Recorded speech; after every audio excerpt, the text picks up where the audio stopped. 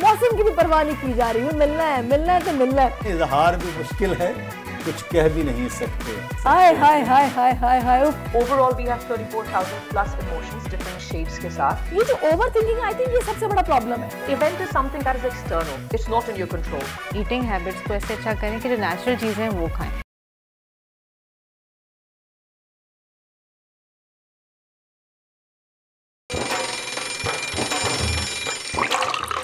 आजकल जिंदगी ही सुबह आउट ऑफ कंट्रोल है, दुनिया बोल है, मेरी दुनिया बोल है।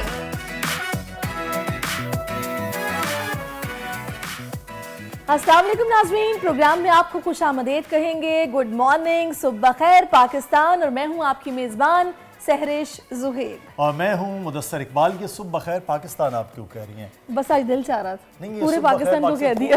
पूरी दुनिया में लोग हमारा शो देख रहे होते हैं।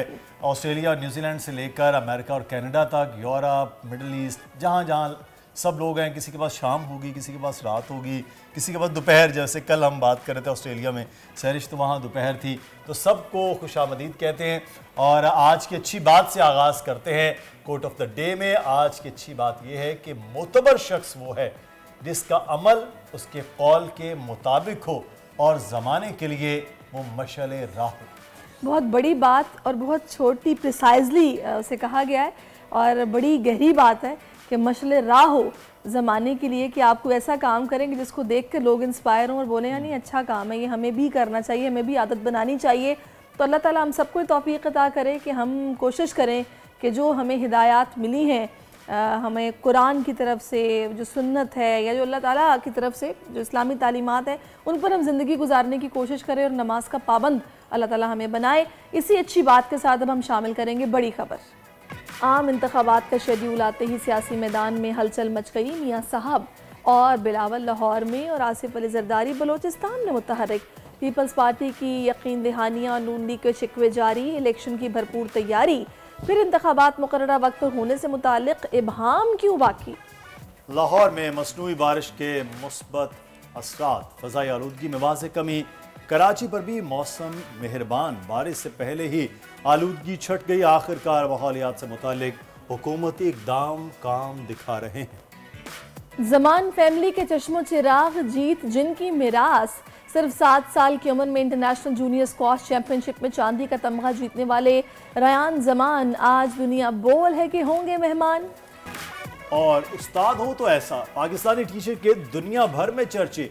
एशिया की बेहतरीन प्रिंसिपल का एजाज जीतने वाली बीनिश सईद से आज मुलाकात होगी। माशाल्लाह से पाकिस्तानी उस्ताद देखें दुनिया भर में अपना लोहा मनवा रहे हैं। इनका जो पढ़ाने का अंदाज़ है वो बड़ा ज़बरदस्त है, इस पर उनको इन एजाज़ात से नवाजा जा रहा है। लाजमी तौर पर मुलाकात करेंगे इन प्रिंसिपल से।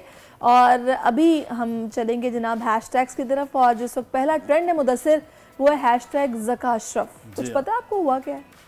पीसीबी मैनेजमेंट कमेटी के चेयरमैन जो हैं ज़का अशरफ, उनके मीडिया ट्रेंड में इस वक्त शामिल है। सोशल मीडिया पर ज़का अशरफ की मुबैना ऑडियो लीक हो गई है, जिसमें वो नामालूम खातून से बात करते हुए कह रहे हैं कि बाबर आजम ने 8 प्लेयर्स का ग्रुप बना रखा था, उन्हें टेस्ट टीम का कप्तान बनने के लिए कहा था। ट्रेंड में सारफीन ज़का अशरफ की जगह रमीज़ राजा को पीसीबी का बेहतरीन चेयरमैन करार दे रहे हैं। टॉप ट्रेंड में अब तक हज़ारों सारफीन अपनी राय का इजहार कर चुके हैं। चलो जी, एक नई कंट्रोवर्सी जो कि सामने आ गई है। और अब ये ऑडियो कहाँ से, कैसे, किससे बात हो रही थी, राय ग्रुप था नहीं था, कोई वजाहत तो फिलहाल सामने नहीं आई है। बिल्कुल। और ये एक चीज़ जो है वो ज़का अशरफ को हमने देखा ट्रेंडिंग में, एक बार ये बात हो रही थी कि ज़का अशरफ जहाँ जाते हैं अच्छी खासी टीम खेल रही होती है, जिस दिन वो ग्राउंड में होते हैं मैच हार जाते हैं। लोगों की ये राय है कि अंडर 19 में पाकिस्तान बड़ा ज़बरदस्त खेल पेश कर रहा था, लेकिन पाकिस्तान यूएई से हार गया। उस दिन ज़का अशरफ ग्राउंड में मौजूद थे।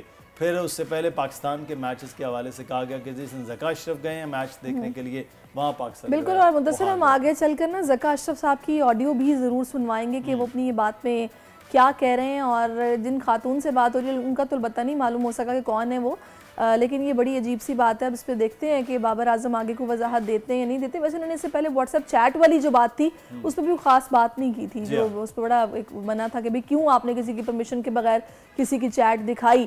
खैर जिस चैनल पर नशर हुई थी उस पर भी बात हुई कि आपने कैसे दिखाने दी। खैर इस पर आगे चल के डिटेल में बात होगी। अभी हम दूसरे हैशटैग की तरफ बढ़ेंगे और दूसरा हैशटैग इस वक्त है अर्थक्वेक के हवाले से, क्योंकि चीन में ये जल्जला आया और बड़ा नाक जल्जला था। सूबा गांसो जहाँ पर जल्जला आया, अफसोसनाक हादसे में हलाकतों की तादाद अब 110 हो गई है। 100 से ज़ायद अफराद जख्मी हैं। चीनी मीडिया के मुताबिक मुतासर इलाकों में इमदादी कार्रवाइयाँ इस वक्त जारी हैं और ये शिद्दत इसकी 6.2 मुदस्सर रिकॉर्ड की और गई ट्रेंड है। में सारफीन जाँ बाक होने वाले ख़ानदानों से इज़हार ताज़ियत कर रहे हैं, जबकि ट्रेंड में अब तक 11,000 से ज़ायद अफराद अपनी राय का इजहार कर चुके हैं। तो ये एक सिचुएशन चीन में हुई है और ये ज़ल्ज़ले का पूरा एक इर्द गिर्द का मरकज़ है जहाँ पर इस किस्म के वाक़यात माजी में भी हुए हैं और अब भी। और एक चीज़ सहरिश ये है कि ये जो ज़ल्ज़ला है ना, इसके बारे में प्रेडिक्शंस उस तरह से नहीं, पिछले दिनों में कुछ प्रेडिक्शंस चली लेकिन वो भी प्रेडिक्शन साइंसदान कहते हैं कि वो इस तरह से नहीं है। आप अंदाजे तो लगा सकते हैं कि यहाँ पर ये हो सकता है, एक्यूरेटली नहीं बताया जा सकता कि किस जगह में। जैसे मौसम के बारे में आज देखिए कराची में आज बादल छाए हुए हैं, सुबह जब हम आ रहे थे तो सूरज नजर नहीं आया आपको, नहीं आया और आज महसूस हो रहा था कि सर्दी आ गई है ज्यादा शिद्दत वाली। हाँ ठंडी हवाएं, एक डिफरेंट थोड़ा सा मामला है बिल्कुल कि जिस तरह से आप मौसम पे भी बात करेंगे आज, आप मौसम शायद हमें बताएं। अच्छा मुझे होता कराची में ये कि जब हम ना ज़रा नॉर्मल कपड़े पहन लेते हैं ना कि दोपहर में तो गर्मी हो जानी है तो अचानक से चेंज हो जाता है, ठंडी हवा चलने लगती। कराची में वैसे सर्दी नहीं पड़ती लेकिन हवा बहुत ठंडी चलती है जिससे बचना होता है। खैर इंपोर्टेड हवा होती है। हाँ बिल्कुल, इस पर भी बात करेंगे। और अब आ जाते हैं उन तैयारियों पर जो कि इस वक्त जारी हैं और बड़ी जोर और शोर से जारी हैं। मौसम की भी परवाह नहीं की जा रही, मिलना है तो मिलना है, क्योंकि इंतखाबात हमारे सर पर आज के दिन है ना, आज से तो बाकायदा आगाज हो रहा है। बिल्कुल, तो कल इलेक्शन कमीशन ने रजिस्टर्ड वोटर्स का डेटा जारी किया जिसके मुताबिक वोटर्स की मजमूई तादाद 12,85,85,760 है, जिसमें से मर्द वोटर्स हैं तकरीबन 6,92,63,704 और ख़वातीन वोटर्स हैं 5,93,00,000। और प्रोड्यूसर साहब को बड़ी जल्दी है, वो चाह रहे जल्दी मैं आगे बढ़ूँ तो उन्होंने मुझे पूरी तादाद नहीं बताने दी। तो इलेक्शन जो है उनकी आमद है और सियासी और इंतखाबी इत्तेहाद भी बनते देख रहे हैं। बिल्कुल, और कल का दिन बड़ा अहम था। साबिक वज़ीर दाखिला सरफराज बुगटी जिन्होंने इस्तीफ़ा दे दिया था वो पाकिस्तान पीपल्स पार्टी की कश्ती में सवार हो गए, जबकि कल साबिक सदर आसिफ अली जरदारी बलूचिस्तान में एक वर्कर्स कन्वेंशन से खिताब में उन्होंने ये दावा किया कि अगर पाकिस्तानी अवाम उन्हें चांस दें तो वो पाकिस्तान के मुआशी हालात को ठीक करना जानते हैं और सब कुछ संभाल लेंगे। उधर मियाँ नवाज शरीफ ने भी कल अहम तरीन बयानात दिए हैं और मियाँ नवाज शरीफ के बयान के हवाले से बात करें तो उन्होंने बयान में कहा कि उनके बयानात से एक चीज़ वाज़ेह लग रही थी कि वो अब भी उस सवाल का जवाब तलाश कर रहे हैं कि मुझे क्यों निकाला है। कल मियाँ नवाज शरीफ ने तंज किया कि 2018 में RTS बिठाकर जो हुकूमत लाई गई वो तो एक मोटरवे भी नहीं बना सकी। उनके साबिक़ा अदवार में मुल्क तरक्की कर रहा था मगर तरक्की के सफ़र को रोका गया। बिल्कुल, इस वक्त जो हम शिकवे शिकायतें हैं ना, अच्छा पता नहीं क्यों ऐसा लगता है कि मियाँ साहब को कोई चीज़ रोक भी रही है और जो दिल में शिकवे गिले हैं वो बयान भी करने हैं। फिर कहते हैं ना कि बस कुछ कहते भी हैं फिर रुक भी जाते हैं। और ये एक दफ़ा नहीं हुआ कि 2-3 बार हो चुका है कि बात कहते कहते पहले तो कहते थे जी आगे बढ़ना चाहिए। मुझे इस बात पे ना नूरजहां का एक गाना याद है। गाना? हाँ बिल्कुल, उन्हें इजहार भी मुश्किल है, कुछ कह भी नहीं सकते, मजबूर है उफ़ल्ला, उफ़ल्ला भी नहीं सकते। हाय हाय हाय हाय हाय हाय उफ़ल्ला। लेकिन मियाँ साहब इस वक्त फुल फॉर्म में उफ़ल्ला वाला सीन नहीं है। आधी बात करते हैं, आधी बात तो कर रहे हैं, आधी बात को छोड़कर। अच्छा पता है वो कुछ मौके की नज़ाकत भी तो है ना, उनको पता है कि अवाम के मसाइल इसमें कुछ और है, अगर मैं इस चक्कर में पड़ गया तो वो चीज़ें वैसे नहीं होंगी जैसे मैं चाह रहा हूँ। तो इस वक्त जो प्रॉब्लम है सॉर्ट आउट उसको करना है, तो बजाय इसके कि मैं शिकवे शिकायतें लेके बैठ जाऊँ, लेकिन दिल में जो गिला है वो तो फिर ज़ाहिर इंसान कहता है ना। उनके साथ जो हुआ है वो उसका बहरहाल उनका सवाल और उनका जवाब चाहते हैं और जो कुछ किया गया भाई एक बार नहीं मुतअद्दिद बार है। 90s में तो खैर खुद मियाँ साहब भी और बेनज़ीर भुट्टो साहबा एक दूसरे की हुकूमतें गिराने में वो पेश रहे हैं, लेकिन जो उसके बाद 99 में जो उनके साथ हुआ, फिर उसके बाद 2017 में जो उनके साथ हुआ मियाँ नवाज शरीफ के साथ, वो आज तक जो है वो हल तलब है, वो जवाब तलब है कि उनके साथ क्यों तभी तो वो कह रहे हैं कि जवाब तो बनता है, एहतसाब की बात नहीं मैं करता, लेकिन हिसाब तो होना चाहिए कि मेरे साथ ऐसा क्यों किया गया। खैर अभी जो फ़िलहाल हमें देख रही हूँ सियासी पंडित हैं वो मियाँ साहब को यही मशवरा दे रहे हैं कि मियाँ साहब मिट्टी पाओ, आगे बढ़ें, छोड़ें फिलहाल, ठीक है शिकवे गिले हैं, लेकिन जब डेमोक्रेसी की बात आती है, जहां मुल्क के मफाद की बात आती है, तो वहां पर बजाय इसके कि शिकवे शिकायतों को दिल में रखा जाए या एहतसाब या हिसाब की बात की जाए, जो अवाम के प्रॉब्लम्स हैं, क्योंकि सियासत तो अवामी खिदमत का नाम है ना, अवाम की फलाह के लिए काम करने का नाम है, तो उसी तरफ अपना फोकस रखें और चीज़ों को सॉर्ट आउट करें। इस वक्त शौकत पराचा साहब हमें ज्वाइन कर चुके हैं। बिल्कुल, शौकत पराचा साहब सीनियर सहाफ़ी तज्ज़ियाकार हमारे साथ हैं। पराचा साहब बहुत शुक्रिया आपके वक्त का। सर, ये इस वक्त हम सिचुएशन देख रहे हैं कि मियां नवाज शरीफ साहब वो अपना सवाल आज तक कायम रखे हुए हैं, ओके उस पर बहुत ज़्यादा एम्फोसिस नहीं हो रहा, वो अपने इंतखाबी मुहिम के मामलात आगे बढ़ा रहे हैं, लेकिन वो जो सवाल उनके साथ था 2017 में जो कुछ उनके साथ किया गया या हुआ, वो बहरहाल आगे ना हो, ये कैसे मुमकिन है और किस तरह से ये तमाम सियासी जमातों का सिस्टम का चलना कि मियां नवाज शरीफ की चलती हुई हुकूमत हटा दी जाए किसी न किसी तरह से, तो ये आगे कोई ऐसी हुकूमत ना हटाई जाए। आपको क्या लगता है मुल्क में इस तरह चीज़ें चेंज हो रही हैं? अच्छा पराचा साहब, मेरा ख्याल है कि मुदस्सिर उनसे दोबारा अभी हम लोग कांटेक्ट कर रहे हैं, अभी वो कुछ सेट होके बैठ रहे हैं। अच्छा पराचा साहब आ गए, आप हमें सुन सकते हैं? अस्सलाम वालेकुम। हमने पराचा साहब को भी जो है बिल्कुल आपकी आवाज आ रही है। पराचा साहब चाय पी ली आपने, नाश्ता कर लिया? हमने आपको सुबह सुबह जहमत दी है। मेरी आवाज आ रही है? बिल्कुल आ रही है, मुझे बताइए नाश्ता कर लिया है ना आपने?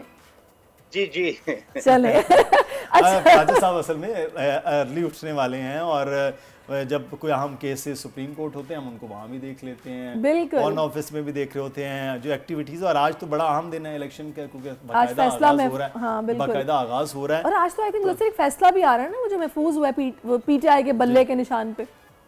तो पराचा साहब, सर आपसे आगाज करते हैं। मियां नवाज शरीफ साहब आज भी ये सवाल कर रहे हैं कि उन्हें क्यों निकाला है, लेकिन ये 2017 में 99 किसी भी तरह के मामलात हों मुल्क में, वो निज़ाम आप देख रहे हैं कि वाकई वो कायम हो रहा हो कि कल को कोई और हो या मियां नवाज शरीफ साहब की हुकूमत हो तो उनको इस तरह से ना निकाला जाए कि अवाम के वोट लेकर कोई भी वज़ीर आज़म बने और उसकी हुकूमत ख़त्म हो जाए। क्या तब्दीली निज़ाम में बेहतरी नज़र आ रही है सर बहैसियत सहाफ़ी आपको? बहुत शुक्रिया एंड वेरी गुड मॉर्निंग। बात यह है कि कौमें अपने कंडक्ट से और अपनी माजी से सीखती हैं। जो इस वक्त मुल्क की सूरत हाल है वो किसी भी तौर पर आइडियल नहीं है। यानी इंडिया इस वक्त $600 बिलियन फॉरेन रिजर्व के साथ बैठा हुआ है और हम जो है वो प्राइवेट सेक्टर, प्राइवेट बैंक्स के मिलाकर भी $12-13 बिलियन पे बैठे। बिल्कुल एक बिलियन डॉलर के लिए IMF की हर तरह की शराइत मानना पड़ती हैं और उसकी बुनियादी वजह भी यही है कि हमारे यहाँ पॉलिटिकल इंस्टेबिलिटी, ये निकल गया, ये आ गया, ये अब सुप्रीम कोर्ट चल पड़ी, सुप्रीम कोर्ट में JIT बन गई, फिर मॉनिटरिंग जज बन गए, फिर वो पनामा में कुछ नहीं मिला तो अकामा में निकाल दिया। ये वो बुनियादी सवालात हैं जो मियां नवाज शरीफ पूछ रहे हैं। 93 में भी एग्जैक्टली वो निकाले गए, उस वक्त के सदर के पास 58(2)B का अख्तियार था, लेकिन सुप्रीम कोर्ट ने जस्टिस नसीम हसन शाह की कोर्ट ने उनको बहाल किया। अप्रैल मई में ये किस्से चलते रहे, लेकिन फिर वो अक्टूबर में, फिर सितंबर अक्टूबर में निकाल दिए गए और इसाक खान भी और वजीर आज़म मियां शहबाज नवाज शरीफ भी। 12 अक्टूबर 99 को, बिल्कुल मैं उस वक्त भी जर्नलिस्ट ही था, तो सुबह सुबह ठीक ठाक था, फिजा बड़ी अच्छी थी। वो मुल्तान गए, वहाँ शुजाबाद में उनका जलसा था नासिर शाह साहब के घर पे, आज भी वो उनकी पार्टी के साथ हैं। तो फिर पता नहीं शाम में 4 बजे क्या हुआ कि वो मामला ही उलट हो गया और फिर नवाज शरीफ हट गए। तो ये हमारी तारीख कोई अच्छी नहीं है पॉलिटिकल स्टेबिलिटी के हवाले से, और उसी इंस्टेबिलिटी की वजह से पाकिस्तान सफ़र करता है, पाकिस्तान के लोग सफ़र करते हैं, बेरोज़गारी, आपके प्रोजेक्ट्स नहीं आते, इन्वेस्टमेंट नहीं आती कि आप एक लॉन्ग टर्म वो एटमॉस्फेयर नहीं दे सकते। मसलन यकीन माने यही इलेक्शन है, यानी जब अब आकर सुप्रीम कोर्ट का फैसला आया ये दूसरे वाला, जिसमें उमैर नियाजी को तौहीन अदालत का नोटिस गया, उसके बाद अब यकीन हो रहा है कि हाँ 8 फरवरी को इलेक्शन होंगे, वरना पूरे मुल्क में हर एक बंदे ने, ये नहीं मैं किसी खास की बात कर रहा, हमारे यहाँ हर बंदा पॉलिटिशियन भी है, हर बंदा दिफाई तजज़ियाकार भी है, हर बंदा फॉरेन पॉलिसी एक्सपर्ट भी है, हर बंदा इकोनॉमिस्ट भी है, सब ने मिलकर एक अफवाह फैलाई हुई थी कि इलेक्शन तो हो ही नहीं सकते जी 8 फरवरी। बिल्कुल। वो अच्छा, लेकिन पराजा साहब, ये एक बड़ी अच्छी चीज सुप्रीम कोर्ट से हमें नजर आई। जो हल्का बंदियों पर एतराज थे वो भी देखें, जैसे मंसूर अली शाह ने कहा कि वो भी सब गैर मौसर हो गए हैं। फिर इलेक्शन के हवाले से जो कयास आराइयाँ थी उनको जिस तरह सुप्रीम कोर्ट में जाके ख़त्म किया गया है, वो एक बड़ा खुश आइन मामला है। दूसरा जो मेरा सवाल आपसे वो ये है कि ये जो इलेक्शन के हवाले से 88 के बाद से लेके हम जुडिशरी में आरओज और डीआरओज देख रहे थे, उसमें अब ब्यूरोक्रेसी आई है। तो 88 से लेके आज तक तमाम इलेक्शन पर एतराज़ तो रहे हैं, बल्कि बहुत से इलेक्शंस के हवाले से तो ये भी कहा जाता रहा कि टर्न आउट कुछ था, अगले दिन कुछ और रहा। तो अब जो ब्यूरोक्रेसी आ गई है, तो क्या इस पर भी वही एतराज़, वही चीज़ें रहेंगी? तो फिर इलेक्शन के शफाफ होने में भी हम बहुत दूर हैं, जैसे पॉलिटिकल स्टेबिलिटी की आप बात कर रहे हैं। बेसिकली तो इलेक्शन जो है वो एक अमानत है और सबके लिए अमानत है। वो सिर्फ अदलिया नहीं है, फिर ब्यूरोक्रेसी नहीं है, हम खुद बतौर नेशन, हमारे अंदर वो इतना डिटर्मिनेशन, फेयरनेस, ट्रांसपेरेंसी तो हमारे इनबिल्ट होनी चाहिए ना, हमारी नीयत में होनी चाहिए। उसमें अगर एक फैसला हो गया कि जी इलेक्शन 2013 या 2017 का 18 का हमने फलां पार्टी को देना है, तो फिर वो हमारे अंदर की ट्रांसपेरेंसी नहीं है। यानी असिस्टेंट कमिश्नर, डिप्टी कमिश्नर, तहसीलदार, वैसे तो आपका सारा निज़ाम वो चलाते हैं। अगर वहाँ उन पे आप ट्रस्ट कर रहे हैं तो इलेक्शन में ट्रस्ट क्यों नहीं किया जा सकता? बिल्कुल। और इन कंपैरिजन अगर अदलिया पे आप उनको आरओज बनाते हैं, डीआरओज बनाते हैं, तो कौन सा एक इलेक्शन 85 से ऑनवर्ड जो हमारी जिंदगी में हुए, 85 से ऑनवर्ड कौन सा इलेक्शन है जिसकी मैं कह दूं, आप कह दें या कोई कह दे कि जी वो बिल्कुल 100% फ्री, फेयर एंड ट्रांसपेरेंट हुए थे? तो ये जो एक परसेप्शन बना दी जाती है पहले कि नहीं वो जजेस का इलेक्शन होगा तो ठीक होगा। मसलन इलेक्शन कमीशन पे मैं आ जाता हूँ, चीफ इलेक्शन कमिश्नर जो भी पोस्ट होती थी वो माजी में कहा जाता था कि जी रिटायर्ड जज हो जाए। फिर ये 18वीं तरमीम के बाद उसमें आया कि नहीं कोई भी हो सकते हैं, वो ब्यूरोक्रेट भी हो सकते हैं। फिर आपने देखा कि एक साल जो अभी जो आए हुए हैं सिकंदर सुल्तान, मोहम्मद जलाल सिकंदर सुल्तान राजा साहब, ये ब्यूरोक्रेट हैं। और ब्यूरोक्रेट को लाने वाले वही लोग हैं जो आज उनके खिलाफ बातें कर रहे हैं बैठ के। और आज सिर्फ वो बैलेट वाला नहीं है, बल्ले वाला, निशान वाला मामला नहीं है। आज तौहीन अदालत वाले केस में, जो तौहीन इलेक्शन कमीशन वाला केस है, उसमें भी है, उसमें तो फवाद चौधरी साहब। बिल्कुल पराचा साहब, ये है। लेकिन अब मसला ये है कि हम देख रहे हैं कि एक जमात की जानिब से पहले शोर मचाया गया कि जी लेवल प्लेइंग फील्ड नहीं है, उसके बाद हम सुनते हैं कि जवाब में ही आता है कि जी हमारे साथ तो जो बुरा हुआ अभी ये उसको समझ लें कि लेवल कर रहे हैं, हमें हमारा हक दिया जा रहा है, तो हम जनाब खुल के इलेक्शन लड़ेंगे और सारे मैदान में है। लेकिन ये सारी जो कंट्रोवर्सी इलेक्शन से पहले क्रिएट हुई है, ये लेवल प्लेइंग फील्ड वाली, फिर एक जमात ये कह दीजिए हमें दीवार से लगा दिया गया है, हमारे तो सारे रहनुमाई जेलों में है, हमारे कारकुनान पकड़े जा रहे हैं, हमें मौका नहीं दिया जा रहा।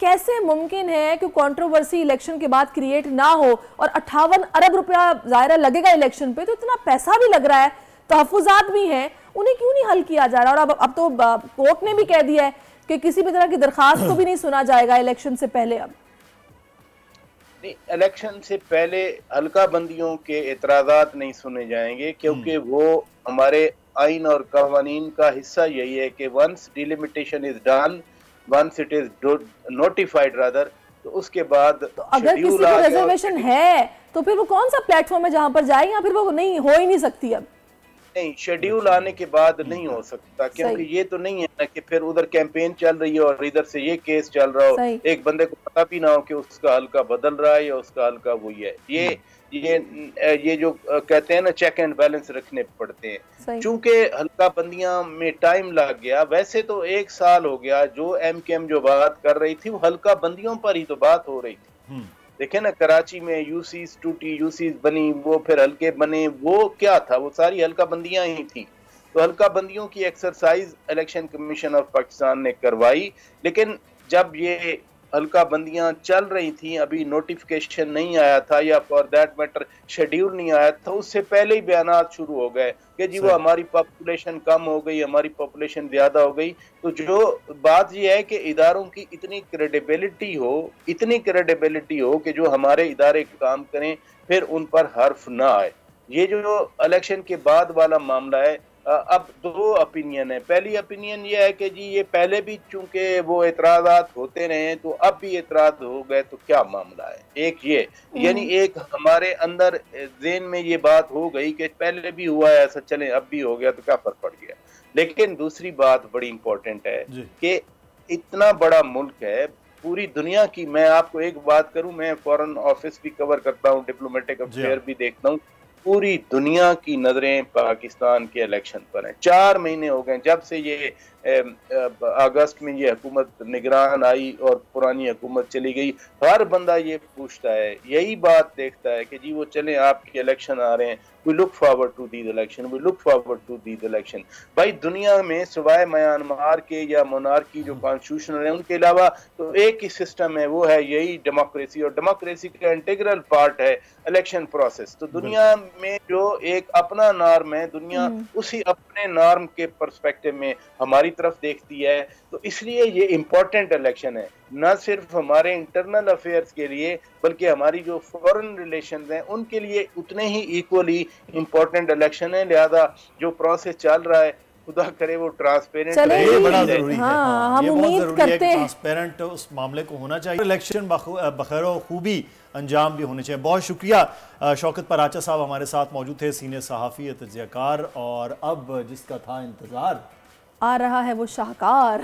अहम तरीन इतलात ये हैं कि पूरे मुल्क में एक साथ इनामात की बरसात होने वाली है, क्योंकि पाकिस्तान का सबसे मुनफरिद और बड़ा गेम शो ऐसे चलेगा विद दानिश तैमूर जल्द दोबारा आ रहा है। गेम शो ऐसे चलेगा में इस बार खेलेगा पूरा पाकिस्तान एक साथ और होंगे करोड़ों के इनामात। पाकिस्तान के नंबर 1 गेम शो में शरीक होने के लिए आप हमारी वेबसाइट विजिट कीजिए। गेम शो ऐसे चलेगा हफ्ते में 2 दिन यानी वीकेंड पर होगा और हर सैटरडे संडे की शाम 7 बजे से 9 बजे तक दानिश तैमूर हम वतनों में करोड़ों के इनामात तकसीम करेंगे। तो तैयार रहिए और पार्टिसिपेट करने के लिए बोल की वेबसाइट पर आप राब्ता कर सकते हैं। तो जबरदस्त गेम शो जनाब, इसकी तैयारियां वो हो रही हैं। तो बस अब ब्रेक हुई खत्म, इस बार सब कुछ नया होगा। ना टिकटॉकर्स ना यूट्यूबर्स, सिर्फ और सिर्फ ऑडियंस, बाइक्स, गाड़ियां, सोने के सेट और लाखों के कैश इनामात, नए गेम्स और नए सेगमेंट्स के साथ। अगर खेला अपने जोर पर तो देखना लोग सेल्फी लेंगे दौड़कर।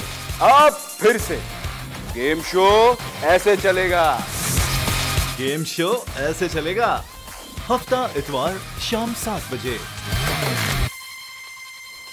गेम शो ऐसे चलेगा तो याद बिल्कुल बिल्कुल क्यों नहीं, हमारे तो सामने हो रही होगी। अच्छा, वेबसाइट आपने लाजमी विजिट करनी है। हमें एक ब्रेक लेना है, ब्रेक के बाद वापस आते हैं। आप देखते रहिए दुनिया बोल है। आजकल जिंदगी ही सुबह आउट ऑफ कंट्रोल है, दुनिया बोल है, दुनिया बोल है। वेलकम बैक नाज़रीन। और अब बड़ा ज़बरदस्त सा टॉपिक है। अक्सर आप लोग ऑब्जर्व करते होंगे कि जब हम जज्बाती होते हैं, गुस्से में होते हैं, तो हमारा जो रिएक्शन है वो कोई हमसे बात ना भी कर रहा हो तो दूर से देख के समझ आता है कि इसका मूड कुछ ठीक नहीं लग रहा है, कि गुस्से में लग रहा है। तो जज्बात जो है ना वो किसी भी तरह के हों वो आया हो जाते हैं। खुशी की खबर हो तो चेहरे के साथ साथ जिस्म में भी तरोताज़गी आ जाती है। गम की खबर हो तो आंखों के साथ साथ चेहरे पर भी रोने के आसार वाज़े नज़र आते हैं। मगर दुनिया में बहुत कम इंसान है जो अपने जज्बात पर काबू पाने में मुदस्सिर कामयाब नज़र आते हैं। बिल्कुल, ये कम होता है। अगर वो अपने जज्बात पर काबू पा लें तो अजीब से ये कैफियत होती होगी अंदर ही अंदर इंसानों का रुक जाना। अक्सर लोग गुस्से की हालत में हम बात करते हैं कि अपने बड़ों और दूसरे लोगों को ऐसे अल्फाज कहे जाते हैं जिसके बाद उन्हें शर्मिंदगी का सामना रहता है। आखिर गुस्से के दौरान अपने जज्बात पर काबू पाने का बेहतरीन तरीका क्या है, इसी पर हम बात करेंगे। हमारे साथ आज मोटिवेशनल स्पीकर महाविश सुल्ताना साहिबा मौजूद हैं। Mahavish, thank you so much आपके वक्त का। लेकिन ये जो जज्बात हैं, जो क्या कहेंगे हम इसको, कि मतलब अपने अंदर रोकना सहरिश, ये बड़ा अजीब सा बिल्कुल, लेकिन वही बात है कि जब हम समटाइम गुस्से में कुछ ऐसा कर लेते हैं तो फिर वो सबको पता चल जाता है। अच्छा, इस वक्त महाविश सुल्ताना हमारे साथ है। Mahavish, really good to see you and good morning. Thank you so much for your time. Good morning. I just want to ask you first, what is the therapy on which you guys are working? What we have to do to control our emotions, this type of emotions like anger, what we can do? Acha, thank you very much for having me here, and it's a very important topic. The very first thing I would like to say is कि emotional intelligent होने का मतलब या emotional intelligence का मतलब ये नहीं है कि आपने अपने emotions को रोक देना है, suppress कर देना है, control कर देना है. Overall, we have 34,000 plus emotions, different shades के साथ. Basic हमारे 6 हैं. एक emotion बहुत important है, उसके अपने नुकसान नहीं बल्कि सिर्फ फायदे ही हैं. The idea is कि as a juggler, you're playing with all these emotions and you know कि कौन सा emotion किस वक्त और उसकी क्या intensity, उसका कौन सा shade मैंने सामने वाले को दिखाना है. And you can only do that if you understand that your emotions are your asset. आपको इजाजत नहीं है कि आप मुझे गुस्सा दिला सकें, कि आप मुझे ओवर एक्साइटेड कर सकें, ठीक है ना. ये मेरी मलकियत है, ये मेरा कंट्रोल है. हमें दो चीज़ें ड्राइव कर रही होती हैं. एक, हमें हमारे इमोशंस ड्राइव कर रहे होते हैं. मैंने गुस्से में ऐसा कह दिया और कोई सूरत हाल बनती नहीं थी. दुख में आके दुनिया छोड़ दी, जॉब छोड़ दी, डिप्रेशन में आके मेडिसिन या ड्रग्स पे चले गए. सो हमारे इमोशंस हमारे डिसीजंस को हमें ड्राइव कर रहे होते हैं, या फिर लोग. The very first thing is to understand आपके इमोशंस आपका एसेट है, आपका उनके ऊपर काबू होना चाहिए. Each and every emotion is extremely important.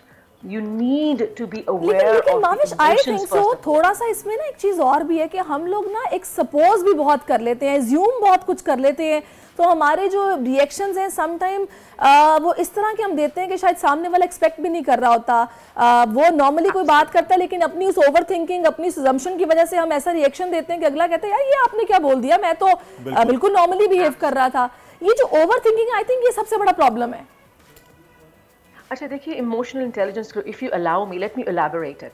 इससे जब भी आप किसी से भी इमोशनल इंटेलिजेंस की बात करेंगे ना, वो सबसे पहले एक इक्वेशन है जिसकी वो बात करेंगे. So please allow me to explain that thing. तब आप जो आप थेरेपी की बात कर रहे थे, आंसर है. सो सबसे पहले उस इक्वेशन को देखते हैं. Event plus response is equal to outcome. इस इक्वेशन में ये जो प्लस का साइन है ना, ये मोस्ट इंपॉर्टेंट थिंग. और जो इंसान इस प्लस की इंपॉर्टेंस को समझ जाता है, ही इज इमोशनली इंटेलिजेंट. और इसी की थेरेपी और इसी की प्रैक्टिस करनी है, अपने बच्चों को भी करवानी है. Allow me to elaborate it. So event is something that is external, it's not in your control. आप सड़क पे जा रहे थे, आपका एक्सीडेंट हो गया, आपकी गलती नहीं थी, ठीक है ना. Natural calamity, some misconfusion in the office, some demotivating thing around you, आपका हाथ नहीं था, किसी की वजह से वो इवेंट आपकी जिंदगी में आपके सामने आया. अब आ गया प्लस का साइन और उसके बाद है response.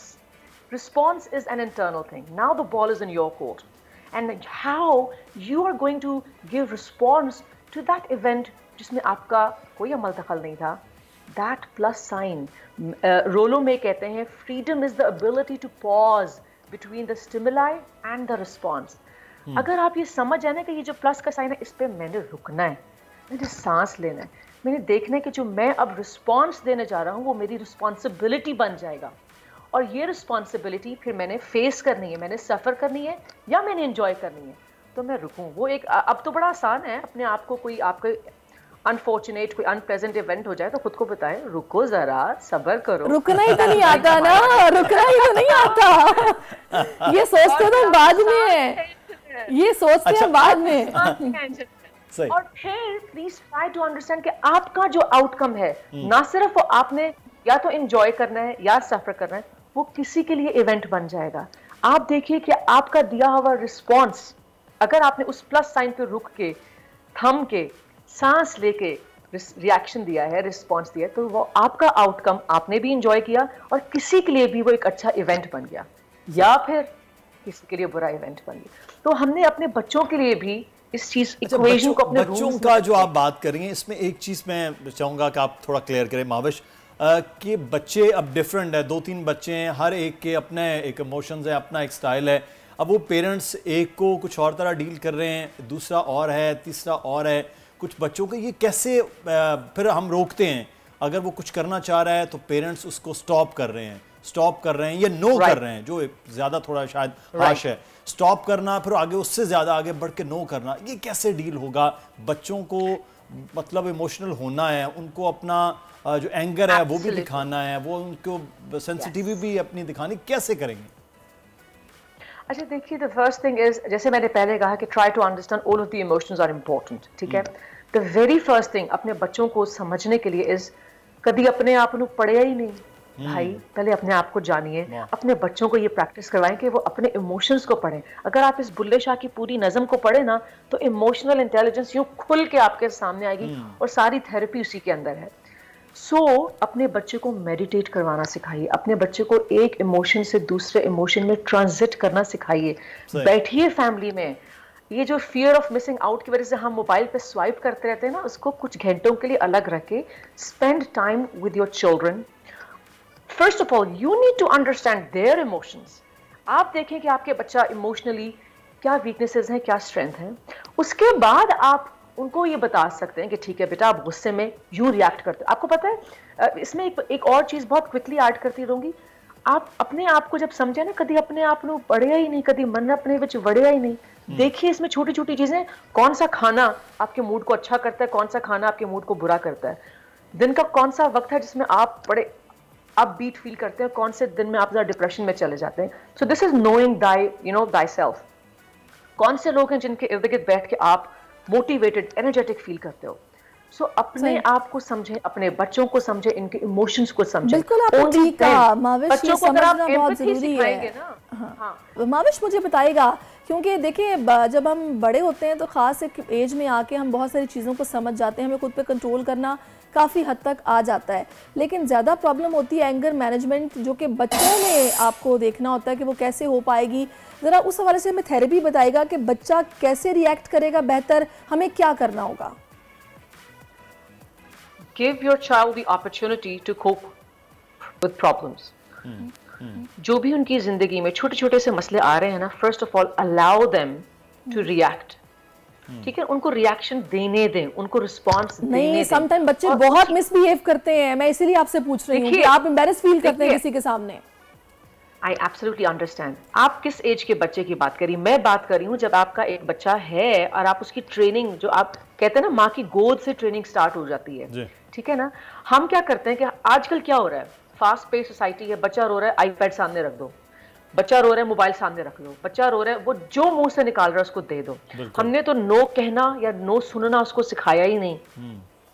And that is where we sow the seed of evil in, you know, एक अनइमोशनल एक ऐसे बच्चे को हम परवरिश दे रहे हैं जो कि इमोशनली इंटेलिजेंट नहीं है, जिसको ना सुनने की आदत नहीं है, जिसको रिस्पांस देने की आपने परमिशन ही नहीं दी। बिल्कुल। तो हम एक बहुत छोटे बच्चे की बात करें, 2 साल का, 3 साल का, जो कि अभी आपको एम्बैरस नहीं करेगा क्योंकि वो बच्चा है, उसने गलतियां करनी है और इसीलिए उसको हम बच्चा कह रहे हैं कि उसने मिस्टेक करनी है, उसने एक्सप्लोर करना, एक्सपेरिमेंट करना है। द पॉइंट इज कि आप उसको रिएक्शन देने दें, आप उसको रिस्पांस देने दें और उस रिस्पांस का खमियाजा भी उसको भुगतने दें। उसको बताएं कि आपने जल्दबाजी में ये चीज़ बाय कर ली, आपने ये डिसीजन लिया, आपने आंटी को ये कहा, देखो बाबा के चेहरे पे क्या एक्सप्रेशन आ रहा है, क्या वो हैप्पी हैं?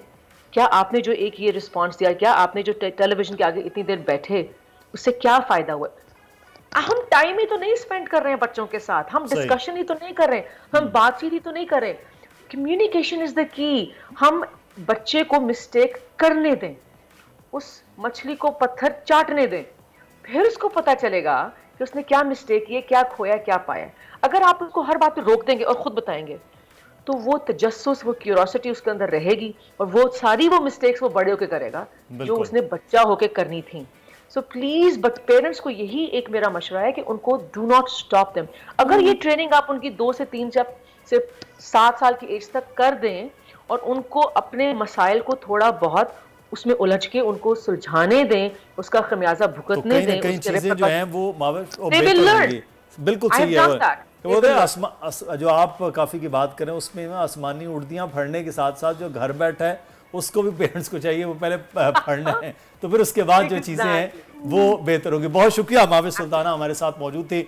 और हर बच्चा सहरिश और हर बच्चा जो है ना वो डिफरेंट बिहेव कर रहा होता है, और जो मैं 6-7 साल के बच्चों की बात कर रही थी, उन्होंने शुरू से बताया। तो वो है कि आगे हर बच्चा, मैं इसलिए कह रहा हूँ कि अलग अलग बिहेव है, तो इंशाल्लाह अगले आने वाले दिनों में फिर को बुलाते हैं कि जो बच्चे बड़े हो गए हैं उनको कैसे करना है। अभी तो छोटे बच्चों की बात हो रही है। लेकिन उन्होंने बड़ी अच्छी टिप दी है कि जो करने हैं करने दें, जब उसके कॉन्सिक्वेंसेस भुगतने पड़ेंगे तो ज़्यादा बेहतर पता चलेगा कि हाँ ये हो जाता है, आइंदा नहीं करना। ये जरूरी है। अच्छा जी, अब हमें आने आर्टिफिशियल रेन की तरफ, जो कि लाहौर में हुई, जिसके बाद स्मोग में काफ़ी हद तक कमी आ गई है, यानी कि इसके इफेक्ट्स बड़े अच्छे रहे हैं और लाहौर दुनिया के आलूदा तरीन शहरों की फहरिस्त में पहली पोजीशन से 6ठे नंबर पर मुदस्सिर चला गया। मेरा ख्याल है कि इस सीजन में तो पहली बार ही हुआ है, पहली बार पहला दूसरा तीसरा यहीं पर रहा है लाहौर। लेकिन कराची वालों के लिए वो अच्छी खबर नहीं है सहरिश, क्योंकि कराची की फ़ज़ा शदीद आलूदा है। माहिरीन ने शहरियों को घरों पर रहने का मशवरा दिया है। फ़ज़ाई आलूदगी में जो कमी हुई है वो मरीम शब्बीर साहब हमारे साथ। लाहौर 6ठा नंबर है, कराची 10वां नंबर है, ये मैं बता दूं, अब आप सवाल करें। टॉप 10 में हम चल रहे हैं, टॉप 10 में चल रहे हैं। देखिए और किसी चीज़ में टॉप करें ना करें, अब बुरा माहौल जो है वो हमारे, और उसमें बहुत सा हिस्सा हमारा नहीं भी है और उसको भी हमें भुगतना पड़ रहा है, लेकिन बहुत सा हिस्सा हमारा भी है। बहुत शुक्रिया मरीम शब्बीर साहब, आपके वक्त का आपने वक्त दिया है। सबसे पहले तो आप ये बताइएगा कि इस वक्त जो मसरूई बारिश हुई है, आर्टिफिशियल रेन लाहौर में, और ये कर दी कि उसके बाद कहा जा रहा है जनाब पहले नंबर पे थे, दूसरे पे थे, अब 6ठे पे आ गए, तो क्या इस आर्टिफिशियल रेन के बाद वाकई हालात इतने बेहतर हो गए हैं लाहौर में? जी, अगर आर्टिफिशियल रेन का इम्पैक्ट देखा जाए तो किसी भी जो नेचुरल तरीके से भी बारिश होती है, आप देखें उसी के जैसा ही इम्पैक्ट होता है कि यानी कि कुछ घंटों के लिए आपको माहौल जो है वो बेहतर लगने लगता है, क्योंकि आपके जो पोल्यूटेंट्स होते हैं वो सेटल हो जाते हैं बारिश से। तो वही उसी तरह का इम्पैक्ट जो है वो आर्टिफिशियल रेन से भी होता है कि आपका कुछ चंद घंटे तो आपका सही रहा, बल्कि जो एयर क्वालिटी इंडेक्स था नेक्स्ट डे संडे को वो 100 प्लस था, 150 प्लस था, सॉरी, एयर क्वालिटी इंडेक्स। और हमें पता है कि 0 से 50 तक हो तो वो हेल्दी होती है हवा, नॉर्मल जो सेंसिटिव ग्रुप या नॉर्मल ग्रुप्स होते हैं उनके लिए। तो इसका मतलब है कि मतलब इफेक्टिव तो थी, लेकिन इस कदर इफेक्टिव नहीं थी जितने आप बाकी मायर्स लेके, लॉन्ग टर्म मायर्स लेके उन पर अगर आप फोकस करें तो इफेक्टिव होगी। अगर आज का भी आप एयर क्वालिटी इंडेक्स लाहौर का उठा के देखें तो फिर से सूरत हाल वही हो गई हुई है। तो टेम्पोरेरली तो आप कह सकते हैं कि रिलीफ इससे मिल जाता है, लेकिन इन अ डे और टू आपकी सिचुएशन वही की वही हो जाती है, क्योंकि बिजनेस एज यूजुअल है तो वैसे ही होना है जैसे कि चलते रहते हैं। मरीम साहब, ये रोजाना तो बारिश करवाई नहीं जा सकती है क्योंकि ये भी एक खासा महंगा मामला है, तो लॉन्ग टर्म तो फिर बड़ा ही लंबा है कि अगर हम चीज़ों पर इस तरह से पाबंदियां लगाएं, दरख्तों का मामला, सफाई, वो भी एक थोड़ा लॉन्ग टर्म है। तो फिर ये जो सीज़न स्टार्ट हुआ है इसमें फिर यही भुगतना पड़ेगा कि माहौल ख़राब ही रहे, पहले दूसरे नंबर पर ही लाहौर रहे। नहीं, देखिए, अगर आप जो हमारे मुमालिक हमारे इर्द गिर्द जो रहते हैं उनसे बहुत सारे एग्जांपल्स ऐसे हैं जो हम सीख सकते हैं और हम इस चीज को कंट्रोल कर सकते हैं। आप देखें कि चाइना एक वक्त में बहुत ही वर्स्ट जो है वो कंसीडर किया जाता था, जो आपकी एयर पोल्यूशन की बात होता था, बिल्कुल। लेकिन आप देखें कि उनकी कितनी आबादी है, किस कदर उन्होंने तरक्की किया, लेकिन साथ ही साथ एनवायरनमेंट को कैसे इंप्रूव किया कि उन्होंने अपने ट्रांसपोर्टेशन सेक्टर को इंप्रूव किया, उनकी जो ट्रेन्स और उनकी जो सस्टेनेबल ट्रांसपोर्टेशन होती है, फ्यूल पे, उस पर काम किया। तो आप देखें कि वो बहुत सालों से चाइना बहुत बहुत बेस्ट जा रहा है जब एयर पोल्यूशन को आप देखें। हमें इनकी पॉलिसीज को फॉलो करना होगा चीज़ों को बेहतर करने के लिए। लेकिन मरीम, यहाँ पर मेरे ज़हन में एक बात ये आ रही है कि आप देखिए कि कराची और लाहौर के मौसम में बड़ा फ़र्क है। वहाँ पर बारिश फिर भी ज़्यादा होती है लाहौर साइड पर, वहाँ पर ग्रीनरी हमें कुछ यहाँ के निस्बत थोड़ी ज़्यादा मुझे तो महसूस होती है, पता नहीं आपका इस हवाले से क्या व्यू है। लेकिन कराची में हम देखते हैं कि बारिश भी कम है, डस्ट भी ज़्यादा है, फिर यहाँ पर बिल्डिंग्स बहुत ज़्यादा है, मतलब कंक्रीट का जंगल ऑब्वियसली ये है। तो ऐसे में यहाँ का हल क्या है? यहाँ पर तो बहुत ज़्यादा मुझे माहौल ख़राब लगता है एज़ कम्पेयर टू लाहौर, लेकिन उसके बावजूद कराची 10वें नंबर पर है। जी, बेसिकली जो आपका मेजर कंट्रीब्यूटर होता है आप देखें तो वही आपका ट्रांसपोर्टेशन सेक्टर है, और उसके बाद फिर इंडस्ट्रीज हैं, और फिर आपके बाकी जो पोल्यूटेंट्स है वो होते हैं। तो आप पोल्यूटर्स जो हैं वो होते हैं। तो सबसे पहले, जैसा कि मैं चाइना की एग्जांपल भी दे रही थी, अगर आप सस्टेनेबल ट्रांसपोर्टेशन पे जैसे ऑरेंज लाइन, मेट्रो लाइन, इस तरह की जो मंसूबे हैं वो आप पूरे सिटीज में एक्सपेंड करें, तो आपकी जो बहुत पुरानी बसेस और नाकारा बसेस हैं जिनकी इंजन क्वालिटी ख़राब है, जिनका फ्यूल क्वालिटी ख़राब है, जो आपकी बाकी जो इंडिविजुअल कार्स होती हैं उनकी जो क्वालिटी ख़राब है उनकी इंस्पेक्शन पर काम किया जा सकता है। ट्रांसपोर्टेशन सेक्टर पे आप फोकस करें, उसके बाद इंडस्ट्रीज को आप फाइन उन पर इम्पोज करें, क्लीन टेक्नोलॉजी के लिए उनको इंकरेज करें। इसके अलावा फिर आपकी जो प्राइवेट हाउसिंग सोसाइटीज, सिर्फ आप कराची की बात करें तो आप देखें कि हाउसिंग सोसाइटीज आपकी 800 प्लस इस वक्त जो है वो एक्टिवली काम कर रही है। तो इतनी तेजी से जब शहर फैलते हैं तो आपको जो थोड़ा बहुत जो आपको वेजिटेशन कवर होता है वो भी रिमूव हो जाता है। जैसे जैसे आबादी आपके शहरों में होती है तो ट्रांसपोर्टेशन भी वैसे वैसे इंडिविजुअल कार्स, कंस्ट्रक्शन, ये सब उसी तरह से चल पड़ते हैं। तो आपके जो मेजर कंट्रीब्यूटर हैं अगर उन पर गवर्नमेंट्स फोकस करें, प्रोविंशियल गवर्नमेंट्स फोकस करें, सस्टेनेबल ट्रांसपोर्टेशन लाएं, आपका इंडस्ट्रीज में क्लीन टेक्नोलॉजी को लाजमी करार दें, नेशनल एनवायरमेंटल क्वालिटी स्टैंडर्ड्स को मीट करने के लिए रोज के रोज जो एयर क्वालिटी मॉनिटर्स हैं उनको बढ़ाएं शहरों में, ताकि पता चले कि कौन से सोर्स से कितना आपका पोल्यूशन आ रहा है, तो उसी पे फोकस करके उनको उसी तरह से अकाउंटेबल किया जाए।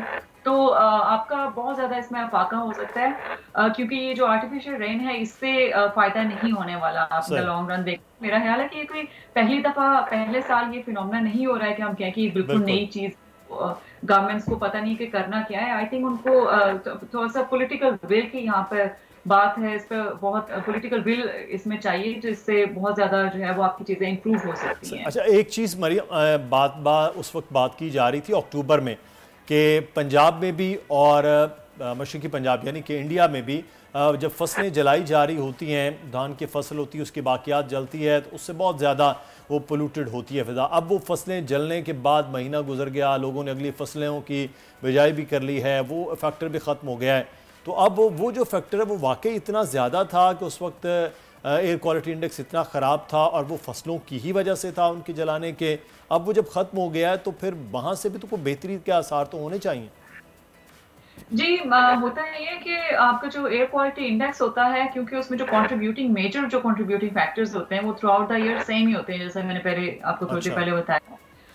जो एग्रीवेट चीज करती है, जो स्मॉग के सीजन में हमें बहुत ज्यादा सिचुएशन गंभीर नजर आती है, उसकी वजह ये होती है कि टेम्परेचर की सिचुएशन आपकी उस वक्त ये होती है कि आपका टेम्परेचर ड्रॉप डाउन में थोड़ी तरफ जा रहा होता है, तो आपको विजिबली बहुत ज्यादा एक काइंड ऑफ ब्लैंकेट आपका एटमॉस्फेयर में बन जाता है। अगर मैं सिंपल वर्ड्स में आपको बताऊं तो वो आपकी पोल्यूशन को डिस्पर्स नहीं होने देता, आपके एनवायरनमेंट के अंदर ही उस लेयर के नीचे नीचे ही रखता है, तो आपको बहुत विजिबली नजर आता है स्मॉग का इम्पैक्ट। तो ऑफ कोर्स जो आपके सीजनल कंट्रीब्यूटर कुछ इस वक्त होते हैं, जैसे कि दोनों पंजाब की आपने बात की, इंडिया पंजाब और पाकिस्तानी पंजाब, तो उस वक्त चूंकि यहाँ पे एग्रीकल्चरल प्रैक्टिसेस उस वक्त होती हैं, सोइंग का सीजन स्टार्ट होने वाला होता है, कल्टीवेट करते हैं फार्मर्स अपनी फसलों को, तो ऑफ कोर्स वो जलाने का फैक्टर होता है, लेकिन वो बहुत ही सीजनल है, बहुत ही टाइम स्पेसिफिक है। उससे पहले और उसके बाद जो आपके जितना होता है वो ऑफ कोर्स आपकी वही जो regular contributor transportation sector, industry, waste burning जो हम डे टू डे बेसिस पे जो है वो करते हैं, हमारे पास वेस्ट मैनेजमेंट का कोई सिस्टम नहीं है। तो मरियम मुझे बताइएगा, ये तो वो सारी चीज़ें हैं कि जो मेरा ख्याल है गवर्नमेंट लेवल पर या फिर एक मैसिव प्रोजेक्ट्स होंगे और इस पर काम फोकस्ड होकर किया जाएगा तो चीज़ें इन अ लॉन्ग रन बेहतर होंगी। अभी फौरी तौर पर शहरियों को आप क्या कहेंगी कि उन्हें क्या एहतियात करनी होगी? जी, ये इशू इस तरह का है कि जिसमें शहरी अगर अपने लेवल पे कोशिश करें भी तो बहुत ज़्यादा आपको विजिबली इम्पैक्ट नजर नहीं आएगा, ज़्यादातर तो गवर्नमेंट को ही करना पड़ेगा।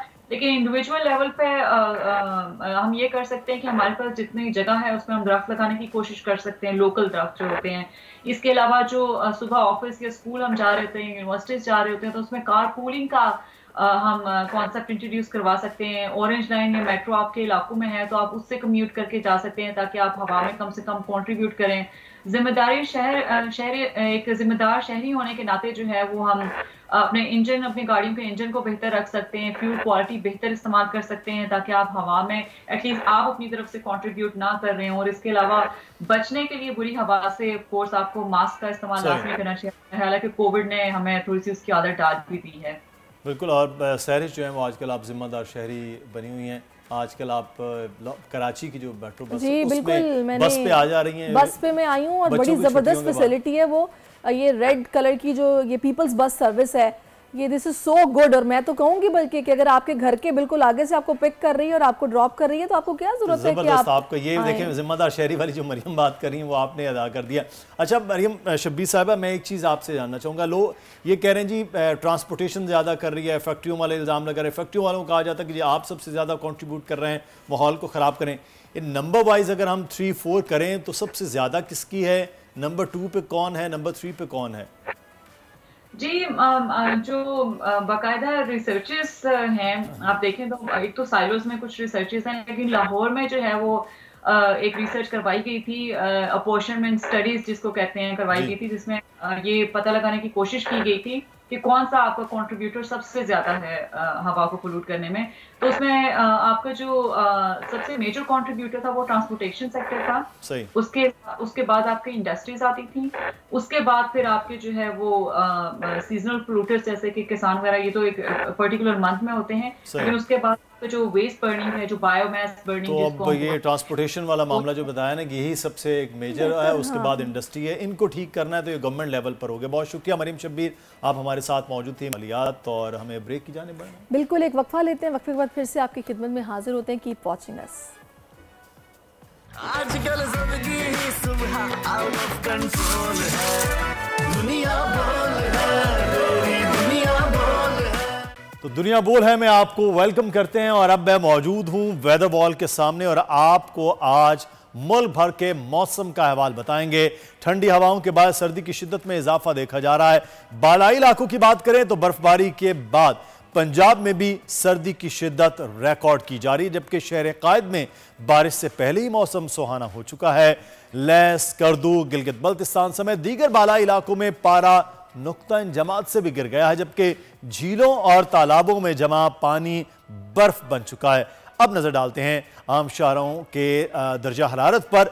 कराची में आज हम बात करें तो बादलों के डेरे हैं, जबकि कम से कम दर्जा हरारत कराची का आप देखेंगे तो 14 और ज्यादा से ज्यादा 27 डिग्री सेंटीग्रेड रहेगा। और कराची के बाद अब सफ़र करेंगे बोलान की वादियों में। कोयटा में सर्द हवाओं में एकदम से शिद्दत आ गई है, और ज़्यादा से ज़्यादा यहाँ पर जो है वो 16 डिग्री सेंटीग्रेड और कम से कम 1 डिग्री सेंटीग्रेड, यानी कि बहुत ज़्यादा सर्दी होगी। कोयटा के बाद चलते हैं जनूबी पंजाब। मुल्तान की बात करेंगे तो मुल्तान में सर्द हवाओं के साथ कम से कम दर्जा हरारत बताया जा रहा है 6 डिग्री सेंटीग्रेड, और ज़्यादा से ज़्यादा 23 डिग्री सेंटीग्रेड रहेगा, यानी कि दिन में भी गर्मी ज़्यादा मुल्तान में नहीं होगी।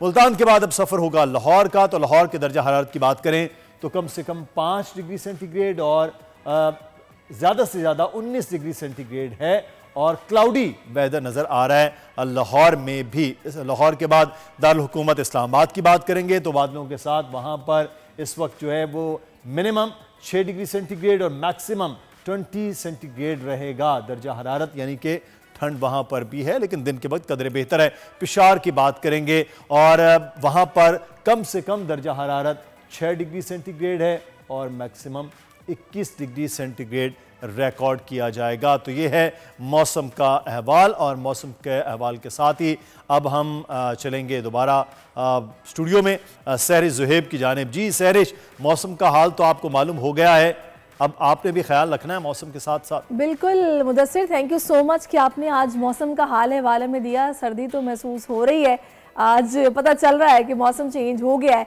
तो आज हमने सोचा कि क्यों ना हम कुछ उन ख़वातीन की बात करेंगे जो कि प्रेग्नेंट हैं और प्रेगनेंसी में उनको डायबिटीज़ भी हो जाती है, जिसे गेस्टेशनल डायबिटीज़ कहा जाता है, जिसमें ख़वातीन को काफ़ी मतलब रोका जाता है कि भाई आपने ना मीठा नहीं खाना, शुगर अपनी 3 टाइम चेक करनी है। इससे वो स्ट्रेस में भी होती हैं कि बार बार प्रिक करना पड़ेगा, बहुत तकलीफ़ होती है।